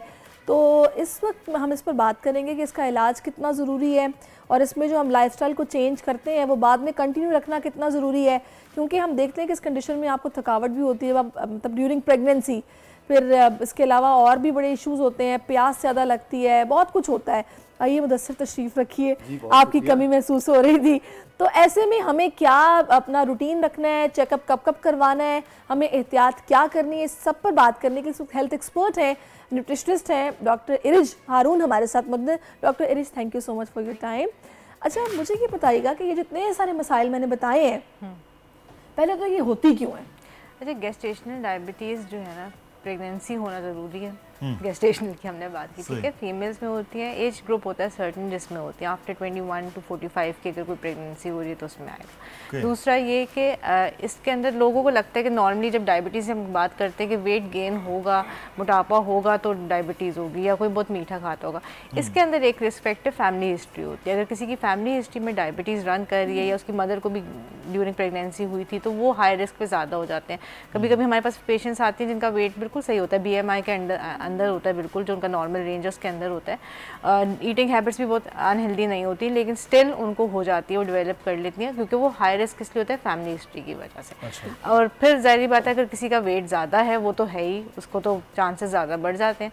तो वेट और फैमिली हिस्ट्री हम लोगों के लिए इंपॉर्टेंट हो जाती है। अगर किसी की फैमिली हिस्ट्री नहीं है, वेट भी ठीक है, तो वो बहुत कभी कोई रेयरली होगा कि उसको डेवलप। अच्छा, ये भी कहा जा रहा है कि जब वो घर में ये बात होती है, चेक हुआ कि अच्छा आपको तो डायबिटिक हो गया, यार तुम मीठा बहुत खाती रही हो, तुम क्रेविंग बहुत ज़्यादा होती है, तो ये भी वजह होती है। देखिए मीठा डायरेक्टली ना कभी भी डायबिटीज़ से लिंक नहीं होता। मीठा आपकी इंसुलिन स्पाइक्स लाता है, मीठा जो है वो आपके लिवर का फंक्शन ख़राब करता है, आपके ग्लूकोज के लेवल्स डिस्टर्ब करता है, तब डायबिटीज़। लेकिन वो डायरेक्टली नहीं आप कह सकते। डायरेक्टली जो है ना बेसिकली होता है कि मल्टीपल फैक्टर्स होते हैं कि आपका स्ट्रेस लेवल कैसा है, आपकी बॉडी के अंदर ओवरऑल वर्किंग कैसी है, आपका टोटल कार्ब इनटेक कैसा है, आपका फैट इनटेक कैसा है, आपका वो सारी चीज़ें मिल के बनाती हैं डायबिटीज़ के लिए। It is not a single कि आप ये कहते हैं कि सिर्फ मीठा खाने से शुगर होती है, ऐसा कुछ नहीं है। वो चीज़ जो है ना ये हम लोग का कॉन्सेप्ट है क्योंकि हम उसको एसोसिएट करते हैं मीठे के साथ। हाँ, ये कि किसी को हो गई है तो फिर उसका आपको मॉनिटर करना पड़ता है, वो डिफरेंट, ट्रीटमेंट इज़ डिफरेंट, लेकिन ये हम डायरेक्टली कॉज में नहीं आ सकते। डर भी तो होता है कि जब हो गई है प्रेगनेंसी के दौरान उसके बाद अब तो जी मुस्तकिल हो गया तो मैं डायबिटिक हो गया, नहीं, वो तो आई थिंक सो डिलीवरी के बाद वैसे खत्म होती है, लेकिन हाई रिस्क पे हो जाते हैं। हाँ, मैं ये कह रहा हूँ उसके बाद दोबारा ये है कि वो समझ लीजिए उनको अर्ली डायबिटीज़ होने का रिस्क बढ़ जाता है। जैसे स्पेशली फीमेल्स जो इनको गेस्टेशनल डायबिटीज़ होती है ना, तो अगर आफ्टर 50 उनकी डायबिटीज़ का रिस्क मोर देन डबल हो जाता है। जैसे एक नॉर्मल बंदे से डबल रिस्क पे आ जाती हैं, बट आफ्टर 50 और अर्ली डायग्नोसिस का मतलब यही है कि अगर किसी को 60 में होनी थी तो उनको जल्दी हो जाएगी उससे, तो हाई रिस्क हो जाती है। और उनके बेबीज़ भी हाई रिस्क पे होते हैं, स्पेशली ओबेसिटी लेवल जो होता है ऐसे बच्चों का, क्योंकि वो बाय बर्थ उनका वेट ज़्यादा होता है। गेस्टेशनल डायबिटीज़ में बेसिकली बेबी का वेट भी ज़्यादा हो जाता है, तो वो हो सकता है इनिशियली आपको फील ना हो, लेकिन टीन्स में जाके ऐसे बच्चे जो होते हैं ना वो भी हाई रिस्क पे हो जाते हैं। अच्छा, आप डॉक्टर साहब मुझे तो आप एक बात बताइएगा कि बहुत सारी ख़वातीन जो इस प्रोसेस से गुजरी भी होंगी और डर भी रही होंगी कि हाँ कहीं हो ना जाए और हमें क्या एहतियात करनी है। अब इसके लिए हमें अपना लाइफस्टाइल तो बेहतर करना है, उसमें हमें क्या क्या चीज़ें ठीक करनी है, और दूसरा हमें इसके फॉलोअप के लिए कि हम चेक भी करते रहें कि हमारी बॉडी में चल क्या रहा है, टेस्ट कब करवाना, कौन सा करवाना ज़रूरी है, ये भी बता दीजिए। अच्छा देखो, पहले तो ये कि अगर आप किसी को भी गेस्टेशनल डायबिटीज़ हो जाती है उस वक्त भी डॉक्टर्स बताते हैं क्या एहतियात करनी है। आफ्टर डिलीवरी भी बताई जाती है। एक तो एहतियात ये होनी चाहिए कि आपकी लाइफस्टाइल चेंजेस जो है ना, लाइफस्टाइल क्या है हमारा, जो डेली की रूटीन है, हम सोते कब हैं, जागते कब हैं, हम एक्सरसाइज करते हैं कि नहीं करते, हमारा वर्क लोड कैसा है, हमारा स्ट्रेस लेवल कैसा है, हमारी ईटिंग हैबिट्स क्या हैं। मेन पार्ट ईटिंग हैबिट्स का आ जाता है, बिकॉज हमारी 70 to 80% हमारी जो खाने पीने की है चीज़ें वो अफेक्ट करती हैं हमारी बॉडी को। तो आपने रिफाइंड कार्ब्स निकाल देने अपनी डाइट से। रिफाइंड कार्ब्स क्या होते हैं? सफ़ेद चीज़ें जो होती हैं, चीनी, मैदा, आटा, चावल, ये आपने कम से कम इस्तेमाल करने। जिंदगी में बचा क्या? पिज्जा निकल गया, बर्गर निकल गया, कोल्ड ड्रिंक निकल गई, फ्राइज निकल गए, बिरयानी खाना क्या? अच्छा देखो, अगर बिरयानी खानी है तो आप थोड़ी क्वांटिटी में खाएं, टाइमिंग अपने अच्छे सही कर लें। ज़्यादा आप कोशिश करें जो लीन मीट होती है, यानी कि जिनमें चर्बी कम होती है, ऐसी कम चिकनाई वाली जो मीट होती है वो आपने सी फूड का इस्तेमाल करें। सब्जियाँ खाएँ, फ्रूट्स खाएँ, दूध का इंटेक अच्छा रखें, एग्स खाएँ। काफ़ी सारी चीज़ें अल्लाह ताला ने बनाई हुई जो खाने के ऑप्शन हैं, उनको डिफरेंट फॉर्म्स में खा सकते हैं आप, कॉम्बिनेशंस में खा सकते हैं, लेकिन ये कि वो खाएं चीज़ें। पोर्शनल डाइट पोर्शन भी कर सकते हैं। देखिए हर एक के लिए ना, मैं जैसे अभी बात थोड़ी देर पहले कर रहे थे कि हम लोग कस्टमाइज्ड डाइट्स होती हैं। आप कभी भी एक डाइट हर एक के ऊपर फोकस नहीं कर सकते। वेट है, आपका रीजन कैसा है, आप कहाँ रहते हैं, आपकी रूटीन क्या है, आप रात में जागते हैं, दिन में सोते हैं, अगर आपकी कोई नाइट ड्यूटी करता है तो वो तो उसका तो ऑपोजिट हो जाएगा। हम कहते हैं नाश्ता अच्छा करें, वो कहेगा मैं नाश्ता किस वक्त करूँ।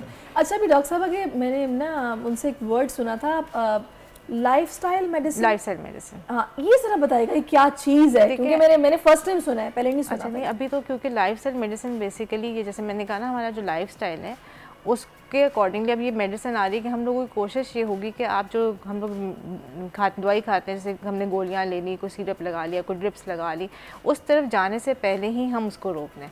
लाइफस्टाइल मेडिसिन इज़ बेसिकली कि जो हमारी डेली की रूटीन है, लाइफस्टाइल्स हैं, उसको हम किस तरीके से हेल्दी कर सकते हैं कि हम बीमारी की तरफ जाए ही ना, और अगर खुदा ना खास्ता किसी को है तो वो उसको किस तरह कंट्रोल करे और किस तरह रिवर्स करे। तो दिस इज़ अब ये मेडिसिन में हम लोगों का फोकस इस तरफ ज़्यादा हो गया। वी वांट के everyone should be healthy. How is it possible कि मतलब जो तो बदपरहेजी कर रहे हैं वो तो कर रहे हैं, तो कैसे उन्हें रोका जाएगा? माइंड सेट होता है ना, वो कहते हैं there is a will there is a way की बात है कि अगर आपने माइंड अपना ऐसे कर लिया, माइंड सेट आपने अपना चेंज किया, सही तो टाइम लगता है, हर कोई कर भी नहीं सकता, इट इज़ डिफिकल्ट। अगर हर कोई करेगा तो फिर तो कोई बीमारी नहीं होगा, बट वही बात है कि जहाँ पे आप कर सकते हो, जितनी एफर्ट डाल सकते हो डालो। छोटी छोटी हाँ काउंसलिंग होती है, छोटी छोटी चेंजेस है। मैं कहती हूँ अगर रात को, आजकल मेरे पास 3 जो बच्चे आते हैं टीनेजर्स, उनको रात को जागने का बड़ा शौक होता है, रहते हैं हम इवन मदर्स टाइम ही रात को मिलता है तो वो नेट सर्फिंग कर रही होती हैं, कुछ रील्स देख रहे हैं, कर रहे हैं। तो मैं उनको कहती हूँ ये नहीं करना कि आपने कल ही सुबह 6 बजे उठ जाना है और रात को जो है 10 बजे सोना है। Aahista Aahista half an hour पीछे करते जाएं अपना, उस तरीके से जो है आप अपनी रूटीन बेहतर कर सकते हैं। सिमिलरली चीजें बेहतर हों खाने में, अदरवाइज तो आप तोड़ मरोड़ बिल्कुल खाने में भी सिमिलरली, जैसे इवन गेस्टेशनल डायबिटीज़ में भी पेशेंट्स मेरे पास आते हैं, क्योंकि समटाइम्स डॉक्टर्स है वेरी स्ट्रिक्ट, वो कह देते हैं आपने बस मीठा छोड़ देना चाहो। अब वो वैसे ही एक तो फेज़ ऐसा होता है फिजियोलॉजिकली, आपको क्रेविंग्स हो रही होती है तो वो परेशान होकर आती हैं कि हम क्या खाएं क्या छोड़ें। तो मैं उनको कहती हूँ आप आहिस्ता आहिस्ता जिस रात की रोटी पहले छोड़ दें, जो भी सालन बना है दही के साथ सैलेड से खा लें, बाकी दिन में आप आहिस्ता आहिस्ता खा लें कुछ कुछ, तो ग्रेजुअली यू मेक चेंजेस। ऐसे पराठा खाने का सही टाइम कौन सा है? सुबह नाश्ते सुबह नाश्ते का। और फ्रूट्स का? Fruits mid snacks, mid morning snacks, and 1 serving per day is the best ideal कि आप फ्रूट लें। मतलब 1 serving भी खाना है? 1 serving is like 250 ml of any 1 or 2 fruits, not more than that. जब आप फ्रूट्स की मिक्सिंग करते हैं आपकी इंसुलिन की स्पाइक्स आती है। आप तो ऐसे चाट बना के खाते हैं पूरा डब्बा भर के, अल्लाह मार चाहे किसी को सुला भी नहीं मारते। अच्छा उसमें ये होता है कि आपकी इंसुलिन की स्पाइक्स आती है ना, तो फिर आपको भूख भी ज़्यादा लगती है और आपकी बॉडी वही होता है कि हर फ्रूट का एक जो ग्लाइसेमिक इंडेक्स इट्स डिफरेंट, कोई मीठा ज़्यादा होता है, कोई कम मीठा होता है। तो जब आप खाते हैं तो आपकी बॉडी कंफ्यूजन में चली जाती है कि मैंने कितनी इंसुलिन रिलीज़ करनी है, तो you have to be very balance कि आप ज़्यादा फ्रूट्स की मिक्सिंग ना करें। बड़ी अच्छी बातें आप बता रही हैं। जल्दी से कोई मैसेज जो कि आप हाई रिस्क पे लोग हैं उनके लिए देना चाहें तो दे सकते हैं। तो क्या मैं ओवरऑल दूंगी कि अपनी ईटिंग हैबिट्स को ऐसे अच्छा करें कि जो नेचुरल चीज़ें हैं वो खाएं। रिफाइंड प्रोडक्ट्स या जो प्रिजर्वेटिव्स वाली चीज़ें होती हैं जो पैकेट में होती हैं वो कम करें। हाँ सबसे ज़्यादा मज़े की लगती है। चस्का बड़ा मस्त। वो कहते हैं ना a minute on your lip, life time on your hip. Very good. तो बस ये याद रखें। चलिए जी, इसी अच्छे से मैसेज के साथ हमें एक ब्रेक लेना है, ब्रेक के बाद फिर से आते हैं। Keep watching us. आजकल जिंदगी ही सुबह आउट ऑफ कंट्रोल है, दुनिया बोल है, दुनिया बोल है। जी वेलकम बैक। और अब हम आपको हीरो पाकिस्तान में ऐसे खिलाड़ी से मिलवाने वाले हैं नाजरीन जिनकी उम्र सिर्फ 7 साल है मगर उनका कारनामा बेमिसाल है। मुदस्सिर आप बताएंगे उनके बिल्कुल। मलेशिया में होने वाले इंटरनेशनल जूनियर स्क्वॉश चैंपियनशिप में रेयान जमान ने चांदी का तमगा अपने नाम किया है। वैसे भी जमान फैमिली का जिक्र आते ही स्क्वॉश खेल जहन में आ जाता है क्योंकि अब ये खेल उनकी तीसरी नस्ल में मुंतकिल हो चुका है। रेयान जमान साबिक स्क्वॉश प्लेयर मंसूर जमान के साहबजादे और कमर जमान के पोते हैं। अपने करियर के पहले इंटरनेशनल इवेंट का अहवाल उन्हीं की ज़बानी आपको सुनवाएंगे। रेयान जमान ज्वाइन भी कर चुके हैं, little star Rayan Zaman.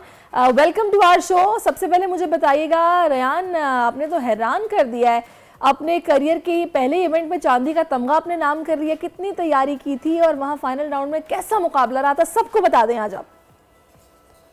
Thank you very much.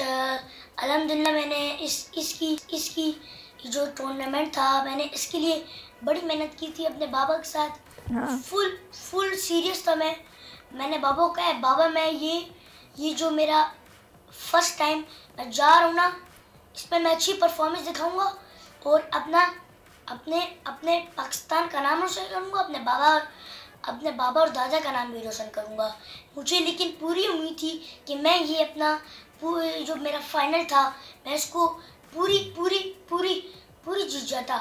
मैं नेक्स्ट टाइम मेरा अगर मलेशिया में फिर टूर्नामेंट आ गया मैं फिर अपना उसको मैं फिर हराऊंगा इंशाल्लाह। अच्छा, वैसे बाप खुद स्क्वाश फैमिली से आपका ताल्लुक है, तो क्या घर में स्क्वाश की बातें होती हैं या फिर आम रूटीन सी बातें होती है? नेशनल लेवल पर स्क्वाश के खेल में अब तक कौन कौन से मुकाबले आप जीत चुके हैं? जी अल्हम्दुलिल्लाह, ये मेरी स्क्वाश फैमिली गेम है और जब हम लोग खाने पे बैठते हैं तो फिर यही स्क्वाश की बातें होती हैं और मुझे इसी वजह से अपने दादा और बाबा की वजह से स्क्वाश मैंने स्टार्ट किया और मैंने बहुत से टाइटल जीते हैं। पेशावर में भी मैंने इस्लामाबाद में अपना गोल्ड मेडल जीता है और जो मैं अभी यहाँ पे मलेशिया में खेल रहा हूँ, ये फर्स्ट टाइम मुझे इतनी खुशी है कि मैं फर्स्ट टाइम आया और यहाँ पे इतनी अच्छी परफॉर्मेंस दी है मुझे पूरा यकीन है कि मैं अगली बार जब मैंने ये वाला फाइनल खेला है फर्स्ट टाइम तो फिर मैं और टाइटल भी सकता। बिल्कुल रेयान, आप ज़बरदस्त प्ले किया और जिस तरह आप अल्लाह का शुक्र अदा करें, बड़ा ज़बरदस्त। अभी आप 7 साल के हैं और इंटरनेशनल गेम्स में पाकिस्तान का नाम बुलंद करने में मगन है। ये बताएं, इस खेल के अलावा और कौन कौन से खेल आपको पसंद हैं जिसमें हिस्सा लेते हैं? जी अल्हम्दुलिल्लाह, मुझे स्क्वाश के अलावा बहुत सारे स्पोर्ट्स पसंद है और जब मैं स्क्वाश से आता हूँ तो फिर मैं थोड़ा रेस्ट करता हूँ और फिर मैं क्रिकेट खेलने चले जाता हूँ। और मुझे भी बहुत ज़्यादा स्पोर्ट्स पसंद है जैसे बैडमिंटन, क्रिकेट, बहुत ज़्यादा मैंने चीज़ें खेली हैं और मुझे पूरा यकीन है कि मैं स्क्वाश में सबसे टॉप पे हूँ और मैं अपने बाबा और दादा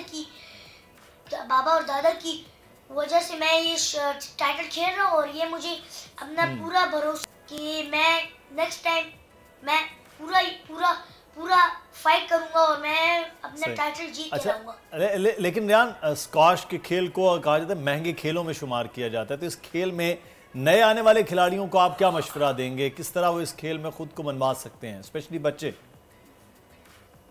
जी ये स्क्वाश बहुत महंगी गेम है और मैं जो भी स्क्वाश खेलना चाहते हैं उनको मैं ये बोलना चाहता हूँ कि मेरी तरह ट्रेनिंग करें और अपने कौम और पाकिस्तान का नाम रोशन करें। अच्छा, आप ये बताइए कि बोल न्यूज़ के जो नाज़रीन हैं, आखिर में क्या पैगाम उनको देना चाहेंगे? किस तरह से कौम आपको सपोर्ट करे जो अगले आने वाले आपके टूर्नामेंट हैं, मैचेस हैं, इवेंट हैं? जी मैं पहले शुक्रिया अदा करना चाहता हूँ कि मुझे बोल न्यूज़ ने इन्वाइट किया है और मैं ये कहना चाहता हूँ कि मुझे मेरे पाकिस्तान मेरी ये बहुत ज़्यादा दुआ करें कि मैं बहुत ज़्यादा टाइटल जीतूँ और अपने कौम। चलें जी, मोर पाऊ ऐसे खेलते रहे, कीप शाइनिंग रेयान। बहुत अच्छा लगा आपसे बात करके, thank you so much for your time. हाँ, बहुत पैशनेट। मतलब 7 साल में तो मैं खेलूंगा, बहुत अच्छा लग रहा था। लेकिन वो है कि आपके खून में जब स्क्वाश हो तो फिर ऐसे ही नजर आता है जो हमें इस वक्त रेयान में नजर आया है। अच्छा जी, अभी इस वक्त जनाब आपके पसंदीदा सेगमेंट का वक्त हो चला है, क्योंकि बोल प्रेडिक्शन की अब हम जाने बढ़ेंगे। सितारों की चाल और उनसे जो बदलने वाले हालात और वाक़यात हैं, इन पर अक्सर बात होती है, लेकिन जब बात हो इल्म नजूम से किस्मत का हाल जानने की तो हम अक्सर इरफान कामिल साहब को ज़हमत देते हैं, क्योंकि उनकी पेशगोइयाँ और अंदाज़ों का जो इल्म है ना, वो सही निशाने पर बैठता है। तो चलें इरफान कामिल साहब के पास चलते हैं और कुछ मुल्की और कुछ बैनुल अक़वामी हालात और अंदेशों को जान लेते हैं। अस्सलाम वालेकुम इरफान साहब, welcome to our show. Good morning. Good morning. वालेकुम भी हैं और कामिल भी हैं। खैरियत से? मुदस्सिर भाई ठीक हैं आप? जी फर्स्ट क्लास, अल्हम्दुलिल्लाह। कैसे हैं आप? खैरियत से? अच्छा, सबसे पहले तो ये बताइए, अब इलेक्शन की जो कयास आराइयाँ थीं जिन पर जी इलेक्शन नहीं होगा, प्रेडिक्शंस में भी ये बातें होती रहीं, अब इलेक्शन की तो सब तैयारी कर रहे हैं, इस्तीफे देने वालों ने दे दिए, इलेक्शन लड़ने की तमाम तर मामलात की जानिब बढ़ गए, तो क्या वाकई फरवरी में इलेक्शन होने जा रहे हैं? मुदस्सिर भाई, ये हम क्योंकि अभी सेक्रेटेरियस के प्रोजेक्ट साइन में फॉल कर रहे हैं जी, ये इंशाल्लाह मैं आपको नेक्स्ट प्रोग्राम में बताऊंगा।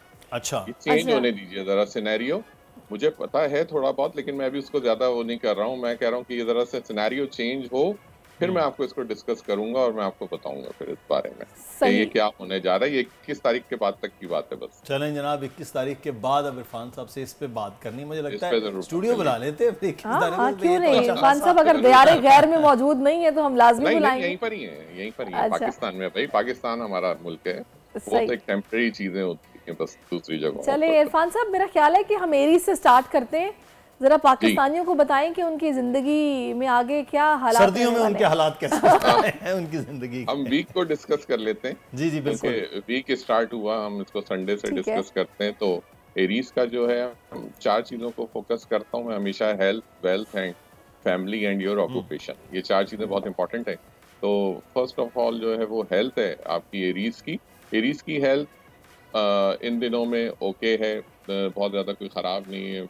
और एक कह सकते हैं कुछ सीजनल प्रॉब्लम है ज़रूर, लेकिन उसको वो इतना ज़्यादा लिफ्ट नहीं कराते। एरीज जो हैं अमूमन डॉक्टर से भागते हैं, इतना ज़्यादा डॉक्टर्स को दिखाते नहीं है। तो इस वजह से उनके लिए हेल्थ वाइज इशू नहीं है। हाँ, अपनी जो इस वक्त पैसे की जो इनकमिंग है वो ज़रा उनके लिए ट्रबलसम है।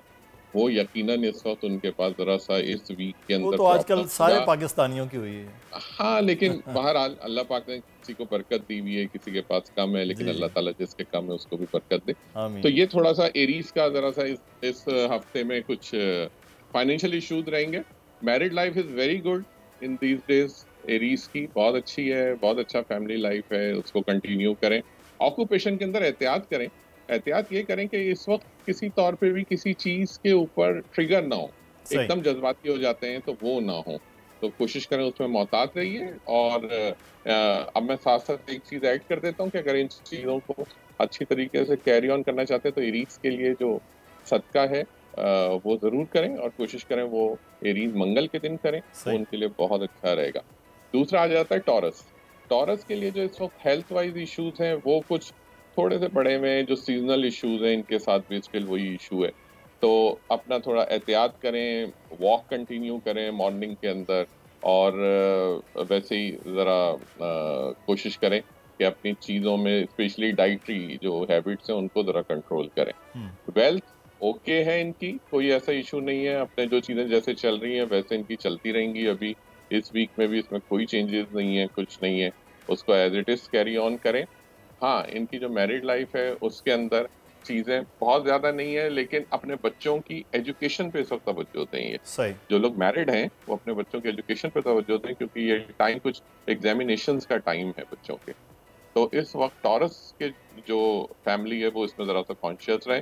बाकी ऑक्यूपेशन वाइज इट्स गुड। वो अपनी चीज़ों को जैसे स्पेशली जॉब पर्सनैलिटीज़ होते हैं तो जिस तरह कैरी ऑन कर रहे हैं उसको कैरी ऑन करें, और इंशाल्लाह ताला उनकी चीज़ें सेटल रहेंगी।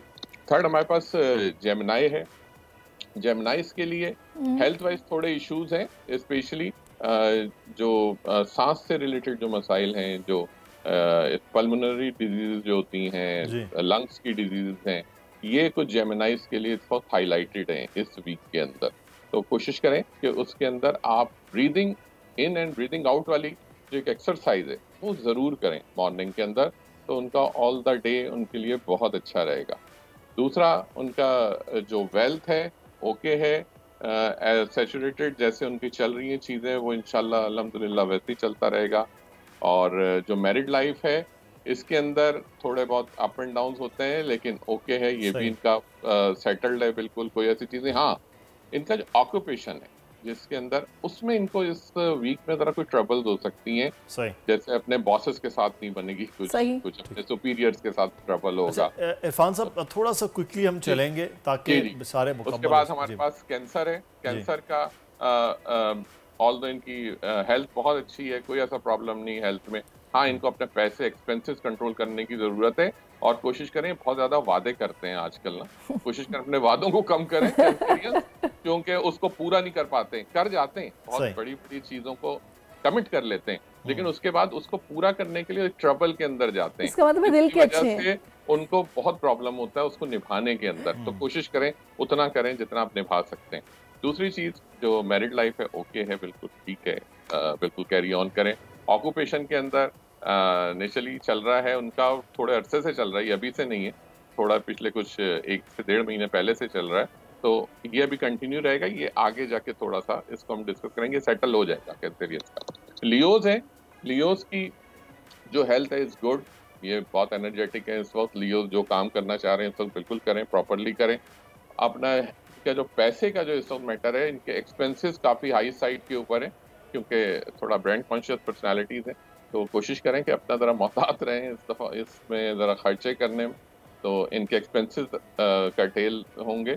और जो इनकी मैरिड लाइफ है वो इट्स गुड, कोई ऐसा इशू नहीं है उसके अंदर। हाँ, इनका जो ऑक्यूपेशन है, जो इनका स्टिल, क्योंकि इस वक्त का जो टाइम है ना, ये ऑक्यूपेशन से ज़्यादा इफेक्ट कर रहा है। तो ऑक्यूपेशन के अंदर कोशिश करें जिस तरह कैरी ऑन करें, चुपचाप अपने काम को फोकस करें, ज़्यादा किसी गॉसिप्स में जाने की ज़रूरत नहीं है। विरगोज आ गए, विरगोज के साथ ये है कि हेल्थ इश्यूज हैं रिलेटेड, स्टिल वही जैसे मैंने आपको पहले बताया था, जो जेमिनाइज के साथ हैं वही विरगोज के मरकरी रिलेटेड पर्सनैलिटी है। तो इनके साथ भी थोड़ा ब्रीदिंग का ज़रा प्रॉब्लम है, स्टेमेटिक है, तो उनको कोशिश करें कि ये अपना एक तो वेडनेसडे के दिन सदका दे सकते हैं, उससे बहुत बेहतरी होगी। दूसरे, सब्जियों का इस्तेमाल ज़्यादा करें। इनके जो पैसे है ये बहुत ज़्यादा तरीके से खर्च करने वाले लोग होते हैं विरगो, या बहुत ज़्यादा फजूल खर्च लोग नहीं होते। तो कोशिश करते हैं यमन, लेकिन इस ड्यूरेशन क्योंकि कुछ बीमारियां फोकस होती हैं तो उसकी वजह से एक्सपेंडिचर थोड़ा राइजिंग साइड पे हो सकते हैं। उसके बाद आपकी जो इनकी मैरिड लाइफ है इट्स गुड, कोई प्रॉब्लम नहीं है। उसके बाद जो इनका ऑक्यूपेशन है, फिर मैं वही कहूँगा कोशिश करें स्टडी रहें, इसके अंदर कोई ज़्यादा चेंजेस की ज़रूरत नहीं। लिब्रास के लिए जो ये टाइम है, ये टाइम इनके लिए हेल्थ ज़रा इफेक्ट कर रहा है उनको, क्योंकि वो हर थोड़े दिन बाद सही होते हैं, फिर बीमार होते हैं, फिर सही होते हैं, फिर बीमार होते हैं। तो कोशिश करें कि इस ड्यूरेशन के अंदर बहुत ज़्यादा जो एक खट्टी चीज़ें और जो ये ठंडी चीज़ें, इससे ज़रा परहेज़ करें तो लिब्रास के लिए ये बहुत ज़्यादा अच्छा रहेगा।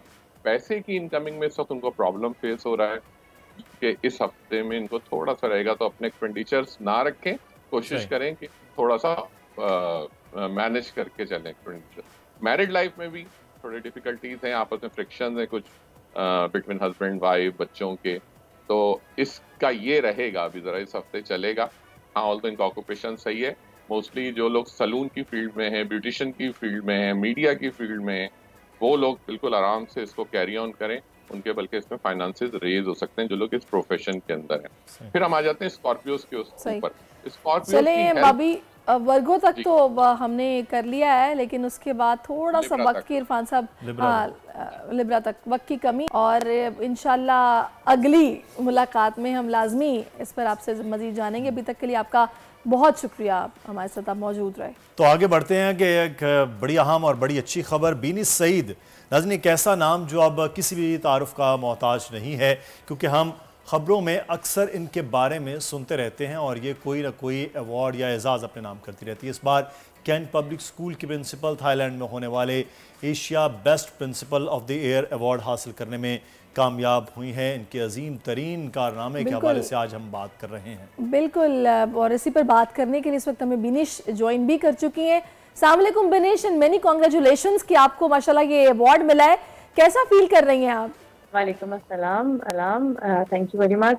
जी अल्हम्दुलिल्लाह बहुत अच्छा फील कर रही हूँ, और इस चीज़ की सबसे ज़्यादा खुशी है कि मैंने इतने बड़े प्लेटफॉर्म पे 15 ममालिक के सामने अपने पाकिस्तान को रिप्रेजेंट किया।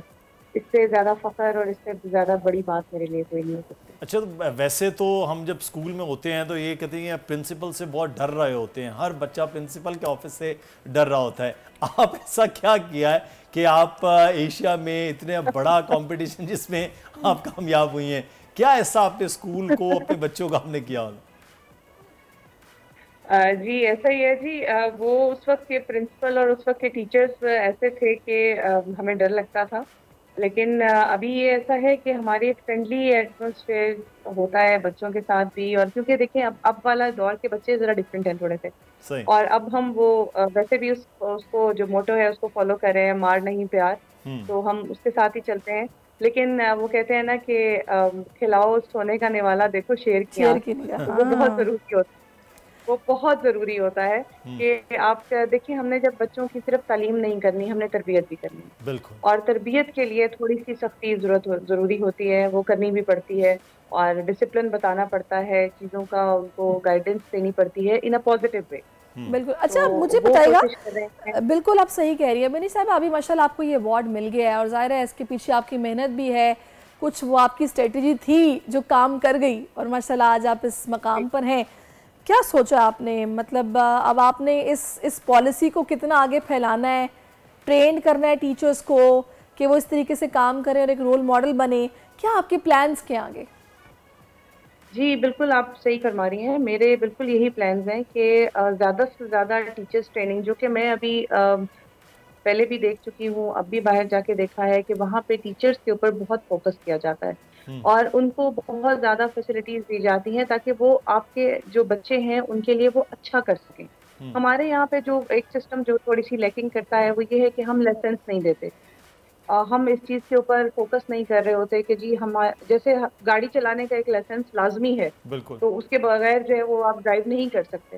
तो इसी तरह से ये एजुकेशन का भी एक लाइसेंस बहुत ज़रूरी है, एजुकेशन डिपार्टमेंट को देना चाहिए कि जो सेटिस्फाइड टीचर्स हों ताकि वो ही अच्छे तरीके से आगे लेके चल सकते हैं। और हमारे पास अच्छे उस्तादा हैं, बहुत अच्छे अच्छे उस्तादा हैं कि जिनको हमें आगे लाने की ज़रूरत है। तो ये चीज़ें बहुत मैटर करती हैं और चीज़ों को अच्छा करना, स्प्रेड करना, ये हमारी जिम्मेदारी है। और मैंने तो अपने यहाँ पे पहले भी टीचर्स ट्रेनिंग का काम खुद ही करती थी और खुद ही करती हूँ। अच्छा, ये एक बड़ा अहम पॉइंट है कि टीचर अगर क्वालिफाइड होगा, जैसे बिनिश खुद जो हैं वो पीएचडी कर रही हैं, तो खुद क्वालिफाइड होंगे, नई नई चीज़ें दुनिया भर में सारे सीख रहे होंगे, तो बच्चों को भी सिखा रहे होंगे। बिल्कुल ऐसा ही है। अगर लेकिन पता है वही कि बस बिजनेस के तौर पे ना रन किया जाए स्कूल कॉलेज यूनिवर्सिटीज़ को, बाकायदा प्रॉपर मतलब आपकी नीयत भी हो कि आपने बच्चों को वो कुछ सिखाना है जो इल्म आपके पास है। तो बिनिश साहिबा हमारे साथ थी, उनका हम शुक्रिया अदा करेंगे, एक बार फिर से उनको हम मुबारकबाद भी देंगे और इसी तरह तरक्की करती रहें और मुल्क और कौम का नाम रोशन करती रहें। इसके साथ ही मुदस्सिर प्रोग्राम का वक्त ट्रेन करती बिल्कुल प्रोग्राम का वक्त हो चुका है खत्म और इस उम्मीद, इस दुआ और इस तवक्को के साथ इजाज़त चाहेंगे कि आप आज कुछ न कुछ पाकिस्तान के लिए, अपने इर्द गिर्द के लोगों के लिए बेहतर करेंगे। अपना ख्याल रखिएगा। अल्लाह हाफ़िज़। आजकल ज़िंदगी ही सुबह आउट ऑफ कंट्रोल है, दुनिया बोल है, दुनिया बोल है। सब्सक्राइब करें और बेल दबाएं ताकि कोई खबर रह न जाए।